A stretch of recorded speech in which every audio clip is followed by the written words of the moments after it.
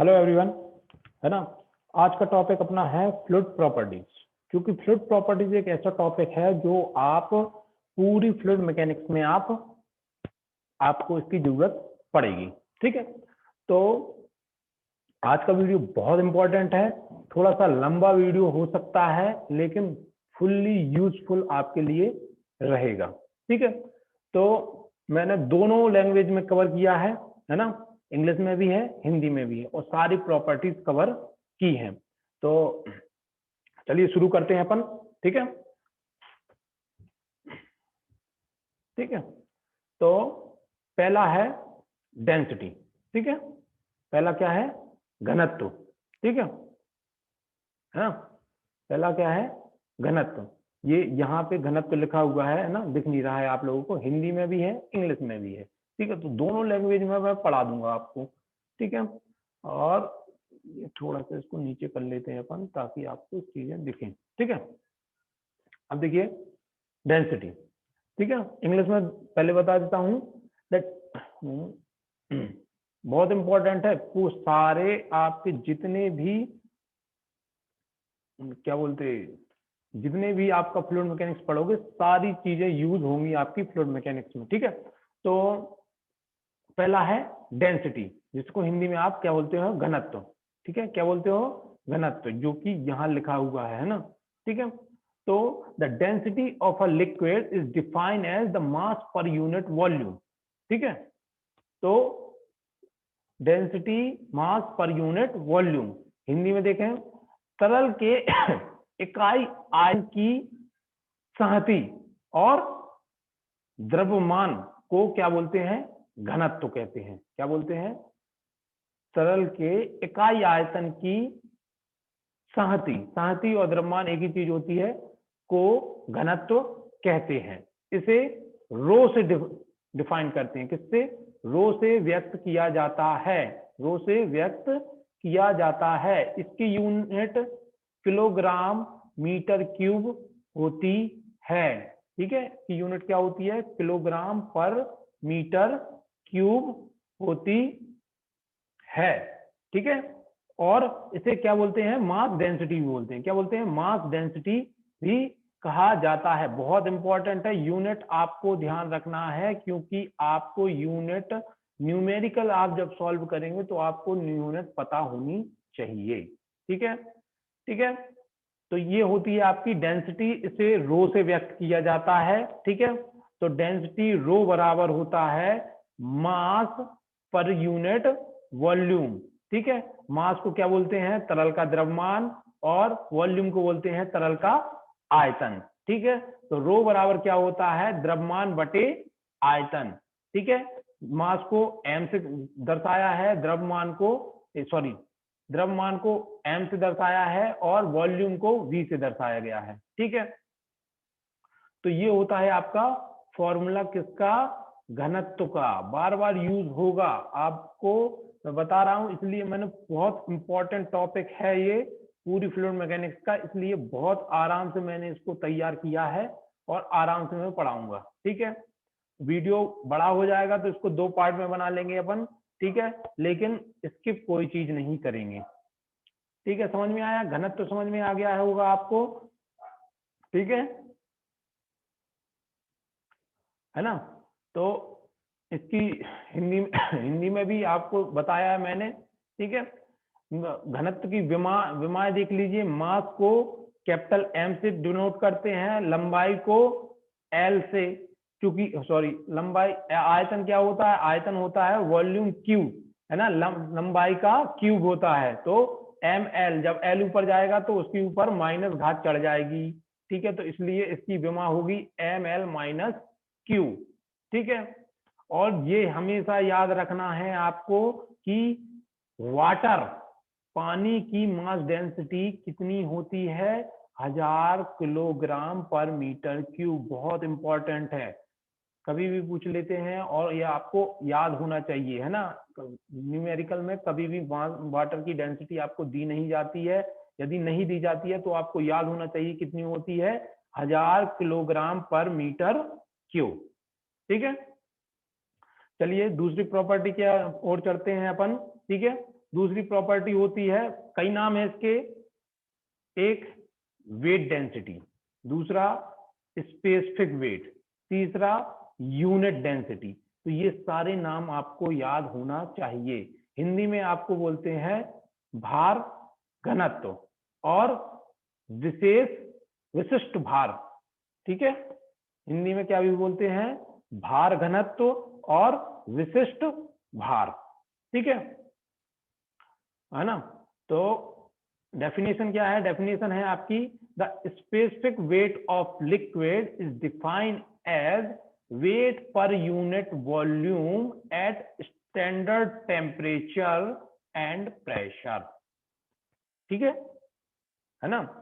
तो the specific weight of liquid defined as weight per unit volume at standard temperature and pressure, ठीक है। यही चीज आप इंग्लिश हिंदी में देख लें। देखिए, इकाई आयतन का भार भार घनत्व या विशिष्ट भार कहलाता है, ठीक है। इकाई आयतन का भार भार घनत्व या विशिष्ट भार कहलाता है। इसे स्मॉल w से व्यक्त किया जाता है। किससे? स्मॉल w से व्यक्त किया जाता है, ठीक है ना।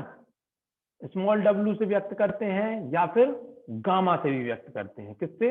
गामा से। अलग अलग बुक में अलग अलग दिया जाए, यदि आप अलग अलग बुक प्रेफर करेंगे तो आप कंफ्यूज नहीं होना है आपको।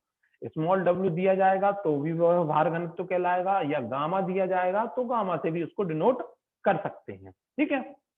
ठीक है, इसकी ऐसा यूनिट न्यूटन पर मीटर क्यूब होती है। क्या होती है?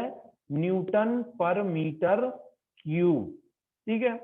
देखो, ये इसका फॉर्मूला है, गामा इज इक्वल टू, बहुत बहुत ज्यादा इंपॉर्टेंट फॉर्मूला है ना। एक एक चीज को आप ध्यान से सुनो, बहुत इंपॉर्टेंट टॉपिक है ये, है ना। Gamma is equal to weight upon volume, ठीक है, वेट बटे वॉल्यूम, ठीक है। वेट को दर्शाते हैं W से और वॉल्यूम को दर्शाते हैं V से। अब ये W स्मॉल w नहीं है, ये कैपिटल W है, ठीक है, समझ रहे हो। ये जो W है ये कैपिटल W है। तो भार बराबर क्या होता है, आपने ग्रेविटेशनल 11वीं पढ़ी होगी, 11वीं में W बराबर होता है mg। क्या होता है? भार बराबर क्या होता है? mg, मास और उसका ग्रेविटेशनल फोर्स। तो सॉरी, ग्रेविटेशनल फोर्स नहीं, ग्रेविटी, है ना। Mass into gravity. तो मास इंटू ग्रेविटी जो होता है वो आपका बनता है वेट, ठीक है। तो मास इंटू ग्रेविटी हो जाएगा मास इंटू जी और वी, ठीक है। अब आपको ये पता होगा कि अभी अभी आपने ऊपर पढ़ा है, क्या पढ़ा है? अभी अभी आपने ऊपर पढ़ा है कि मास अपॉन वॉल्यूम क्या होता है? मास अपॉन वॉल्यूम होती है आपकी डेंसिटी। तो इसकी जगह अपन डेंसिटी लिख सकते हैं। तो ये आपका निकल के आता है रो जी, ठीक है। तो इस फॉर्मूले को आपको बिल्कुल ध्यान रखना है, कोई भी गलती नहीं होनी चाहिए, है ना। Gamma is equal to W upon V, W is equal to mg upon V, m upon V होता है रो। तो गामा इज इक्वल टू हो जाएगा रो जी। गामा इज इक्वल टू हो जाएगा आपका, सॉरी ये न्यू बन गया है, गामा इज इक्वल टू हो जाएगा आपका रो जी, ठीक है। गामा इज इक्वल टू हो जाएगा आपका रो जी, है ना। तो समझ में आया इसको, है ना। और हमेशा याद रखना वाटर का, जैसे अपन ने यहाँ वाटर का डेंसिटी 1000 किलोग्राम पड़ी थी, इसी प्रकार वाटर की स्पेसिफिक वेट कितना होता है? 9810 न्यूटन पर मीटर क्यूब, ठीक है। क्या होता है? न्यूटन पर मीटर क्यूब। कितना? 8910 न्यूटन पर मीटर क्यूब, ठीक है। तो ये आपका हो गया स्पेसिफिक वेट और वेट डेंसिटी, ठीक है। बहुत इंपॉर्टेंट है, पूछा जाता है ना। तो थोड़ा सा आप इसको अच्छे से पढ़ें, ठीक है ना। ये पूरा इसमें देखो ड्राइव करके पूरा बताया है रिलेशन। ये रिलेशन बहुत इंपॉर्टेंट है आपका, छोटी छोटी डेफिनेशन में पूछ लिया जाता है ना, डेफिनेशन के साथ पूछ लिया जाता है। तो आपको 3 चीजें याद रखना है, एक तो डेफिनेशन, इसका डेरिवेशन, डेफिनेशन डेरिवेशन और यूनिट, बहुत इंपॉर्टेंट। और स्पेसिफिक वेट वाटर का कितना होता है, 9810 न्यूटन पर मीटर क्यूब, ठीक है ना। आगे बढ़े तो आपको ये चीज समझ में आ गई होगी, है ना। अब आता है स्पेसिफिक वॉल्यूम, ठीक है, स्पेसिफिक वॉल्यूम, ठीक है। क्या होता है, विशिष्ट, हिंदी में क्या बोलते हैं इसको, विशिष्ट आयतन। देखिए हिंदी में यहां दिया है मैंने, है ना, हिंदी में जो है, हिंदी में देखिए, हिंदी में यहां बताया मैंने, तरल के इकाई द्रव्यमान का आयतन विशिष्ट आयतन कहलाता है। इसे व्यक्त करते हैं वी एस से, किससे, वी एस से। कैपिटल वी बराबर होता है स्मॉल एम, ठीक है ना। कैपिटल वी बराबर स्मॉल एम होता है। और इसके स्पेसिफिक वॉल्यूम की ये यहाँ पे डेफिनेशन दी गई है, देखिए, specific volume of a liquid, the volume of fluid per unit weight, it is the reciprocal of specific wait, ठीक है, ठीक है। हिंदी वालों के लिए ये है डेफिनेशन और इंग्लिश वालों के लिए ये है, ठीक है, समझ में आया। आगे बढ़े, आगे बढ़ते हैं, ठीक है। अब चौथी प्रॉपर्टी, चौथी प्रॉपर्टी है स्पेसिफिक ग्रेविटी और रिलेटिव डेंसिटी, ठीक है। आप इसके टर्म में कंफ्यूज नहीं होना है, टर्म इसके अलग अलग हैं, ठीक है। स्पेसिफिक ग्रेविटी और रिलेटिव डेंसिटी, ठीक है। हिंदी में इसको बोलते हैं विशिष्ट घनत्व। क्या बोलते हैं, विशिष्ट घनत्व, ठीक है। तो बहुत इंपॉर्टेंट है। और इसको क्या बोलते हैं, स्पेसिफिक ग्रेविटी को क्या बोलते हैं, गुरुत्वीय घनत्व, ठीक है, गुरुत्वीय घनत्व भी बोलते हैं। क्या बोलते हैं, गुरुत्वीय घनत्व भी बोलते हैं। तो ठीक है, तो specific gravity is the ratio of specific weight of fluid to the specific weight of standard fluid, ठीक है, समझ में आया।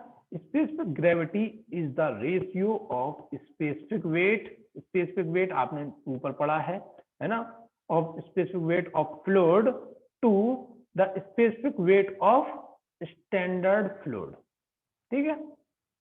दोनों स्पेसिफिक फ्लूइड, दोनों फ्लूइड का क्या होता है, स्पेसिफिक वेट होता है, ठीक है।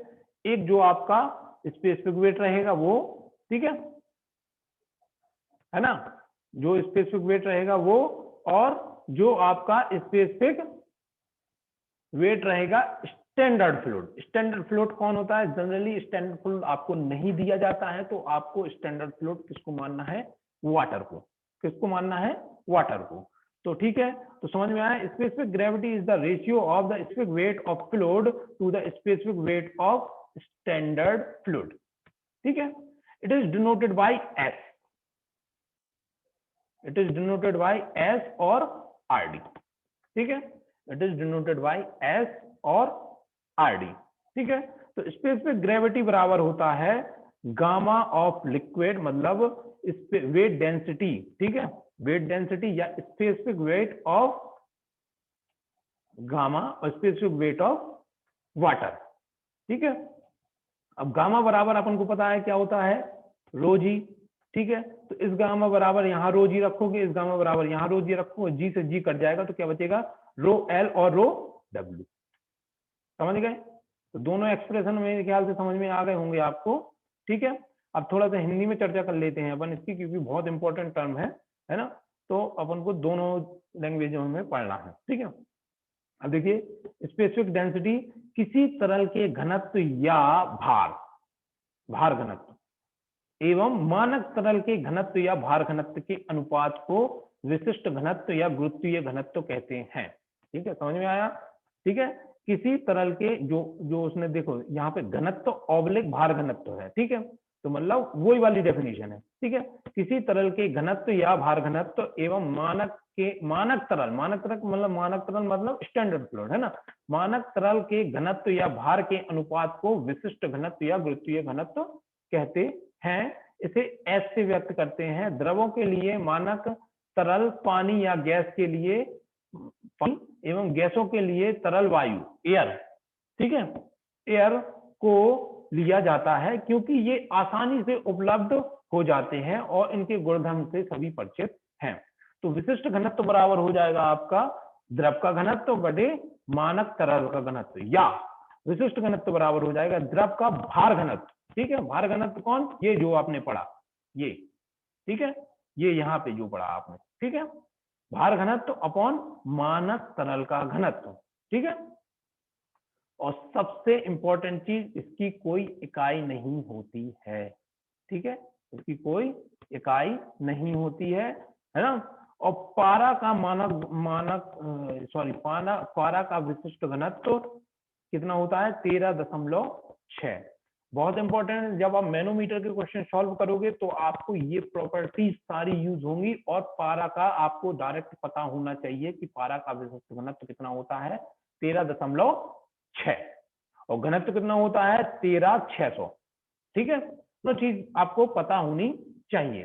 तो ये बहुत इंपॉर्टेंट आपकी क्या थी, प्रॉपर्टीज थी। और भी बहुत सारी प्रॉपर्टी हैं, वो मैं अभी पढ़ाऊंगा आपको, लेकिन ये बहुत मोस्टली जो आपकी यूज होंगी ये आपकी प्रॉपर्टी है। ठीक है, चलो अपन आगे बढ़ते हैं। ठीक है ना।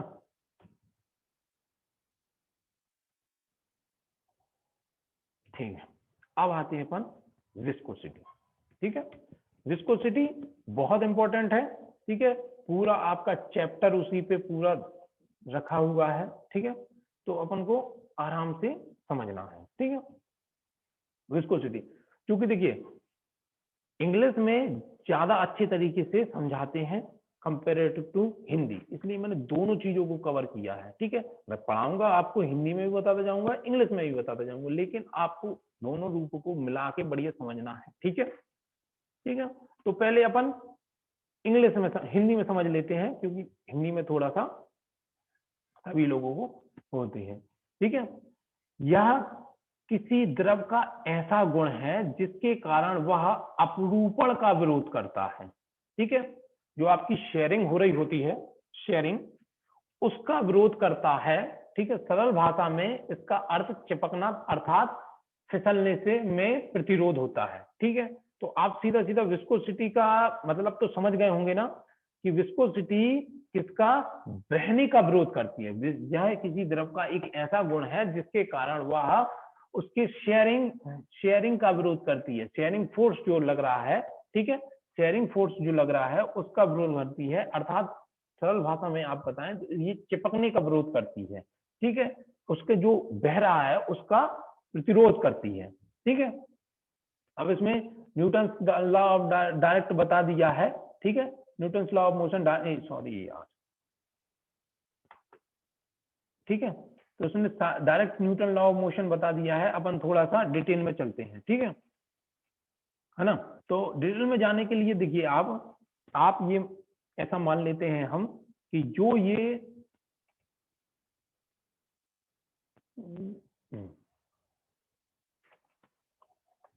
एक पूरा फ्लूइड है, फ्लूइड बह रहा है। ठीक है, ठीक है, इसकी ये दो लेयर हैं। कौन सी लेयर, एक पहली लेयर ये और दूसरी लेयर ये। ठीक है ना। तो देखिए इसमें भी वही लिखा है जो इसमें लिखा है। देखिए, the property by virtue of which a fluid offer resistance to deforms under the action of shear force is called viscosity और डायनेमिक विस्कोसिटी। ठीक है, दोनों की लैंग्वेज सेम है ना, कुछ अलग नहीं है, ये इंग्लिश में ये हिंदी में। ठीक है, अब देखिए, अब इसने एनालिसिस किया है। ठीक है, consider the behaviour of two layer fluid moving other side and distance dy, है ना, ये बता रहा है। एक लेयर ये है, एक लेयर ये है। ठीक है, और ये डिस्टेंस कवर करती है u प्लस थोड़ा सा इससे ज्यादा, है ना। इससे ज्यादा ये क्यों कवर करती है, क्योंकि इन दोनों लेयर के बीच में क्या हो रहा है, शेयर स्ट्रेस लग रही है। क्या लग रही है, ऐसी दो लेयर है, ठीक है ना। तो जब वो ये बहती है तो ऊपर वाली लेयर ऐसे में शेयर स्ट्रेस लगता है, ठीक है। तो जिस शेयर के कारण क्या होती है, ये दोनों ऊपर वाली लेयर नीचे वाली लेयर से थोड़ा सा तेज चलती है। तो इसलिए इनकी वेलोसिटीज बताई हैं कि इसकी initial velocity u plus D you है, इसकी इनिशियल वेलोसिटी u है, और ये जो एक्स्ट्रा चली है वो है डी यू, ठीक है। और ये जो इन दोनों के बीच की डिस्टेंस है, इन दोनों के बीच की डिस्टेंस कितनी है, dy, ठीक है ना। तो यही सब चीजें लिखी हैं इसमें, ठीक है। तो अब देखिए ये लिखा है as the upper layer mover higher velocity, जो मैं बोल रहा हूं वही सब चीजें यहाँ इसमें लिखी हुई हैं, ठीक है ना। तो इन दोनों के बीच में क्या लग रहा है, इन दोनों के बीच में शेयर स्ट्रेस होती है। मैंने जो सारा बोला है वो सारी चीजें ये लिखी हैं, ठीक है। अब देखिए, अब Newton's law of motion define करते हैं अपन, ठीक है। Newton's law of motion define करते हैं, तो Newton's law of motion define करने के लिए आपको देखिए यहां से है, न्यूटन ऑफ मोशन यहां से है, ठीक है। हिंदी में भी लिखा है, इंग्लिश में भी लिखा है। The tangential stress between to adjusting layer, ठीक है। टेंजेंशियल स्ट्रेस को ही शेयर स्ट्रेस बोलते हैं, ठीक है। Tangential stress between two adjacent layer, ठीक है, two adjacent layer proportional to the velocity gradient, ठीक है। वेलोसिटी ग्रेडियंट किसको बोलते हैं, इसको, ठीक है। और क्या बोलते हैं इसको, the rate at the which velocity change with the distance across the flow, ठीक है। वेलोसिटी ग्रेडियंट को ये भी बोलते हैं, ठीक है। तो आप तो वेलोसिटी ग्रेडियंट बोलो, ठीक है। The tangential stress between a two adjacent layer proportional to the velocity gradient in the direction of perpendicular to the layer, ठीक है।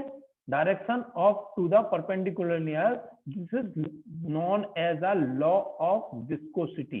It is denoted by tau, it is denoted by tau, ठीक है।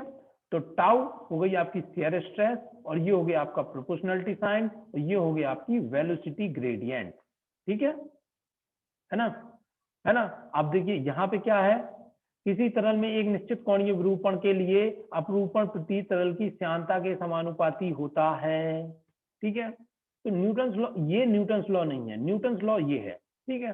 हिंदी में नहीं दिया है, आप देखिए ये लगा ना न्यूटन्स लॉ के सिद्धांत से, है ना, उसमें नहीं दिया है, तो मैं आपको हिंदी में बता दे रहा हूं। किसी द्रव की दो लेयरों, दो एडजेसेंट बोलते हैं, मतलब पास की, दो पास की लहरों में उत्पन्न शेयर स्ट्रेस वेलोसिटी ग्रेडियंट के, वेलोसिटी ग्रेडियंट को वेलोसिटी ग्रेडियंट ही बोलते हैं, है ना। वेलोसिटी ग्रेडियंट को बोल रहे हैं, वेलोसिटी बोलते हैं आप, गतिक ग्रेडियंट को बोल दें आप प्रवणता, ठीक है। गतिक प्रवणता, वेलोसिटी को गति, हाँ गतिक प्रवणता, ठीक है। तो दो लेयरों के दो लेयरों की शेयर स्ट्रेस, दो लेयरों के बीच की शेयर स्ट्रेस उसके वेलोसिटी ग्रेडियंट के क्या होती है, समानुपाती होती है। ये कहलाता है आपका न्यूटन्स लॉ ऑफ मोशन, ठीक है, न्यूटन्स लॉ ऑफ मोशन, ठीक है। तो उससे क्या होता है, उससे देखिए आपका ये एक्सप्रेशन निकल के आया है कि टाउ जो होगा वो आपका प्रोपोर्शनल होगा किससे, d u upon d y, ठीक है। टाउ या प्रोपोर्शनलिटी साइन हटाएंगे अपन, प्रोपोर्शनलिटी साइन हटाएंगे अपन, तो यहाँ आएगा आपका ये वाला एक्सप्रेशन, टाउ बराबर u d u upon d y, ठीक है। तो कांस्टेंट क्या आया, म्यू, क्या आया, म्यू, ठीक है। तो कांस्टेंट म्यू आया, तो म्यू बराबर क्या हो जाएगा, tau upon d u upon d u, ठीक है, d u upon d y. तो पहले अपन इंग्लिश में देख लेते हैं, फिर हिंदी में देखेंगे, ठीक है। तो ये कहलाती है आपकी वेलोसिटी, सॉरी विस्कोसिटी, क्या कहलाती है, viscosity. So thus the viscosity defined as the shear stress is required to produce unit shear rate of strain, ठीक है। जब रेट ऑफ स्ट्रेन आपकी एक होगी तो आपकी जो विस्कोसिटी है वो आपकी शेयर स्ट्रेस के बराबर होगी, ठीक है ना। तो म्यू क्या कहलाता है आपका, कोफिशिएंट ऑफ विस्को विस्कोसिटी, ठीक है, बहुत इंपॉर्टेंट है, कोएफिशिएंट ऑफ विस्कोसिटी, ठीक है। ये यहाँ पे इसका क्या निकाला गया है, इसकी यूनिट निकाली गई है। तो यूनिट आपको ध्यान में रखना है, म्यू बराबर होता है, देखो शेयर स्ट्रेस की यूनिट होती है न्यूटन पर मीटर स्क्वायर, वेलोसिटी की यूनिट होती है मीटर पर सेकेंड, और डिस्टेंस की यूनिट होती है एम। तो एम से एम कट जाएगा तो बचेगा newton per second into m square, second ऊपर चला जाएगा और इसका एम एक नीचे आ जाएगा एम स्क्वायर। तो यूनिट निकल के आती है न्यूटन सेकेंड पर मीटर स्क्वायर, ठीक है। ये आपकी यूनिट निकल के आती है किसकी, विस्कोसिटी की, न्यूटन सेकेंड पर मीटर स्क्वायर, ठीक है। अब ये तो हो गई आपकी एसआई यूनिट। अब देखिए आप सीजीएस में इसको क्या बोलते हैं, पॉइस, बहुत इंपॉर्टेंट है। सीजीएस में क्या बोलते हैं, पॉइस, ठीक है। यदि सीजीएस में लिखोगे इसको तो देखो न्यूटन का सीजीएस में क्या होता है, डाइन, और लेंथ का क्या होता है, सेंटीमीटर, तो डाइन सेकेंड पर सेंटीमीटर स्क्वायर हो जाएगा। तो हमेशा याद रखना है आपको ये रिलेशन, एक पॉइस में कितने न्यूटन पर सेकंड मीटर स्क्वायर होगा, 1/10, ठीक है। तो 1 न्यूटन सेकंड पर मीटर स्क्वायर में होगा 10 पॉइस, ठीक है। तो जब आप न्यूमेरिकल सॉल्व करते हैं तो आपको जो वैल्यू दी जाती है वो आपको पॉइस में दी जाएगी। तो पॉइस में आपको कन्वर्जन आना चाहिए कि भाई एक पॉइस में कितनी न्यूटन सेकंड पर मीटर स्क्वायर होता है, या 1 न्यूटन पर सेकंड, न्यूटन मीटर पर सेकंड, न्यूटन सेकंड पर मीटर स्क्वायर में कितने पॉइस होते हैं। तो ये आपको पता होना चाहिए, ठीक है। चलिए हिंदी की तरफ चलते हैं अपन, ठीक है। म्यू एक नियतांक है, नियतांक तक समझ में आ गया था आपको कि भाई इसका प्रोपोर्शनलिटी साइन हटा तो एक म्यू आया। म्यू होता है कोएफिशिएंट ऑफ विस्कोसिटी, जिसे काले तरल की श्यानता और पतले तरल की अपेक्षा अधिक होती है, ठीक है। मतलब गाढ़ा तरल है तो भाई वो धीमे धीमे बहेगा, पतला तरल है वो तो ज्यादा भरेगा। तो विस्कोसिटी क्या कहलाती है भाई, उसकी प्रतिरोध की क्षमता, तो विस्कोसिटी शहद में ज्यादा होगी कंपेरेटिव टू पानी, ठीक है। यही सब लिखा हुआ है, ठीक है। तो श्यानता गुणांक देखिए, तरल के एकांक वेग प्रवणता, एकांक वेग प्रवणता, ठीक है, मैंने आपको यहाँ पे बता दिया था, ठीक है। तरल के एकांक वेग प्रवणता द्वारा उत्पन्न अपरूपण प्रतिबल को श्यानता गुणांक कहते हैं। अपरूपण प्रतिबल को ही शियर स्ट्रेस है, ठीक है। अपरूपण प्रतिबल को श्यानता गुणांक कहते हैं, इसे म्यू से प्रदर्शित करते हैं। तो म्यू बराबर tau upon d v upon d y, ठीक है। इन लोगों ने वी लिया है, आपने यू लिया है, दोनों वेलोसिटी ही है, कोई दिक्कत नहीं है, ठीक है ना। श्यानता गुणांक को परम श्यानता एब्सोल्यूट विस्कोसिटी भी कहते हैं, ठीक है, और इसको डायनेमिक विस्कोसिटी भी कहते हैं, ठीक है ना। वही आपको पूरा रिलेशन बताया हुआ है विस्कोसिटी में कि आपको विस्कोसिटी को किस एमकेएस में क्या होती है, सीजीएस में क्या होती है, और न्यूटन सेकंड पर मीटर में क्या होती है। तो आपको हमेशा याद रखना है कि सीजीएस पद्धति में उसका मात्रक होता है पॉइस, ठीक है। व्यवहारिक इकाई क्या कहलाती है, पॉइस कहलाती है। और यदि आपका सीजीएस में मात्रक पूछे तो डाइन सेकेंड पर सेंटीमीटर स्क्वायर होता है, लेकिन व्यवहारिक इकाई क्या कहलाती है, पॉइस होती है। तो एक पॉइस बराबर होता है 1/10 न्यूटन सेकेंड पर मीटर स्क्वायर, है ना, ठीक है। तो मेरे ख्याल से आपको सभी को ये विस्कोसिटी प्रॉपर्टी आपको समझ में आ गई होगी, है ना। तो क्या अभी और प्रॉपर्टी हैं, अभी मैं चाहता हूं कि आप इतनी प्रॉपर्टी ही सीखें, ठीक है।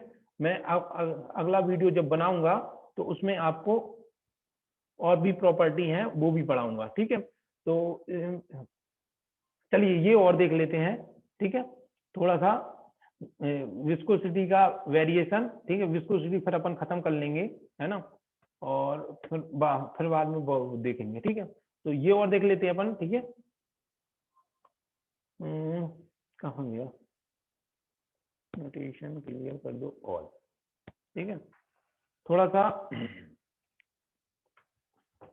विस्कोसिटी का टेम्परेचर के साथ कैसा वेरिएशन होता है, ठीक है। तो ये सारी चीजें लिखी हैं, आप लोगों को ये चीजें सब पढ़ना है, ठीक है। मैं आपको बता दे रहा हूँ उसमें लिखा क्या है, ठीक है। तो टेम्परेचर अफेक्ट बाय विस्कोसिटी, ठीक है, दोनों हिंदी में भी ले रहा हूँ, इंग्लिश में भी ले रहा हूँ। तो टेम्परेचर जो होता है वो विस्कोसिटी विस्कोसिटी को अफेक्ट करता है, विस्कोसिटी को प्रभावित करता है टेम्परेचर। ठीक है, कैसे प्रभावित करता है?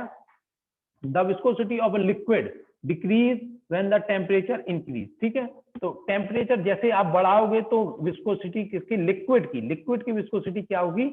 घटेगी। ठीक है, while the viscosity of gas increases with the increasing temperature। ठीक है, तो गैस की विस्कोसिटी टेम्परेचर बढ़ाने के साथ बढ़ती है। ठीक है, अब उनमें होता क्या है वो बताते हैं। This is due to reason of the viscous force in the fluid are due to cohesive force and the molecular momentum transfer. ठीक है ना? तो ये सारी चीजें इसमें होती हैं। देखिए, आप मैं हिंदी में बता दूं आपको। द्रवों का ताप और दाब, टेम्परेचर और प्रेशर का प्रभाव द्रवों में श्यानता ताप बढ़ाने पर कम होती है, जबकि गैसों में श्यानता ताप बढ़ाने पर बढ़ती है। जबकि दाब प्रभाव सामान्यतः सभी तरल में पर कम होता है और कुछ तेलों की श्यानता दाब बढ़ाने पर बढ़ जाती है। ठीक है, तो दोनों लिखा है, लिक्विड के लिए भी लिखा है और गैस के लिए भी लिखा है। तो ये ज्यादा इंपॉर्टेंट नहीं है, लेकिन बस आपको ये पता होना चाहिए कि भाई टेम्परेचर बढ़ाने पर लिक्विड की श्यानता क्या होती है और गैस की श्यानता क्या होती है, और प्रेशर बढ़ाने पर लिक्विड की श्यानता क्या होती है और गैस की श्यानता क्या होती है, ये आपको पता होना चाहिए। मेन रीजन ये है। ठीक है, अगला है आपका काइनेमेटिक विस्कोसिटी। ठीक है, एक और टर्म है काइनेमेटिक विस्कोसिटी, गतिज श्यानता। ठीक है, गतिज श्यानता।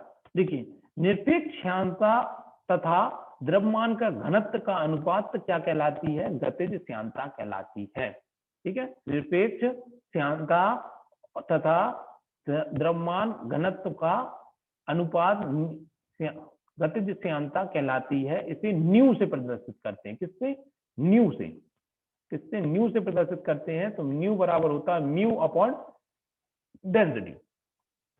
ठीक है, इंग्लिश में भी इसी प्रकार है। It is define the ratio of dynamic viscosity and the density. It is denoted by nu, its unit metre square per second. ठीक है, इसकी यूनिट क्या होती है? मीटर स्क्वायर पर सेकेंड होती है। ठीक है, अब जिस प्रकार डायनेमिक विस्कोसिटी की व्यवहारिक इकाई क्या थी? पॉइस थी, उसी प्रकार इसकी भी व्यवहारिक इकाई क्या है? स्टोक। क्या है? स्टोक। स्ट्रोक नहीं, स्टोक।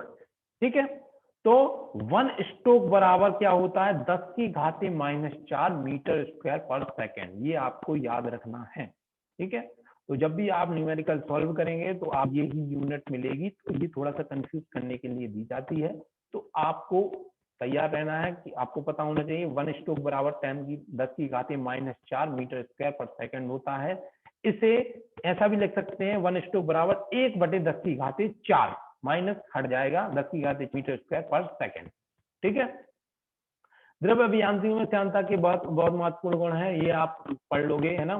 वही सब सारी चीजें लिखी रहती हैं। देखिए, द्रव्य की श्यानता का विचार उसी स्थिति में किया जाता है जबकि द्रव फ्लो होता है और स्थिर अवस्था में कोई महत्व नहीं होता है श्यानता का, क्योंकि शेयर स्ट्रेस क्या हो जाएगी? 0 होगी। जब शेयर स्ट्रेस 0 हो जाएगी तो आपका कोई वेलोसिटी ग्रेडियंट जनरेट ही नहीं होगा, इसलिए डायनेमिक विस्कोसिटी आपकी 0 हो जाएगी। ठीक है, यदि किसी पाइप में द्रव बह रहा है तो श्यानता के कारण दीवारों में चिपके हुए कण वेग शून्य, लगभग शून्य हो जाएगा। वही सब चीजें लिखी हुई हैं यहाँ पे। ठीक है ना? तो ये सारी चीजें आपकी, ये आपकी जो इंपॉर्टेंट प्रॉपर्टीज थी ये मैंने कवर कर ली हैं। आपकी सारी इंपॉर्टेंट वो है, अभी और बची हुई हैं। उसके लिए क्योंकि वीडियो ज्यादा लंबा हो जाएगा तो आपको देखने में दिक्कत होती है, ज्यादा लंबे वीडियो में उतना वो नहीं करता है, इंटरेस्ट नहीं आता है। तो आपके लिए आज का वीडियो रखते हैं अपन। ठीक है, आगे और हैं, और भी बहुत सारे प्रॉपर्टीज हैं वो मैं पढ़ाऊंगा, और भी बहुत सारे एक्सप्रेशन है वो अभी पढ़ाऊंगा। और जो आपके ये सारी चीजें मैंने आपको सारी चीजें ये कंपटीशन वे से भी पढ़ाई हैं और सारी चीज कवर की है प्रॉपर्टीज की, है ना? तो ये सारी चीजें आपका यूज हो जाए कहाँ पे? पूरा फ्लूइड मैकेनिक्स की जितना कोई भी क्वेश्चन हो, कैसा भी क्वेश्चन हो, आप पे इसमें ये चीज, यदि आपने ये वीडियो देख लिया तो आप पे 100% प्रॉपर्टीज के ऊपर जो भी क्वेश्चन आएगा वो आप पे बन जाएगा। और भी प्रॉपर्टी बाकी है, मैं आपको अगले वीडियो में वो पढ़ाऊंगा। ठीक है।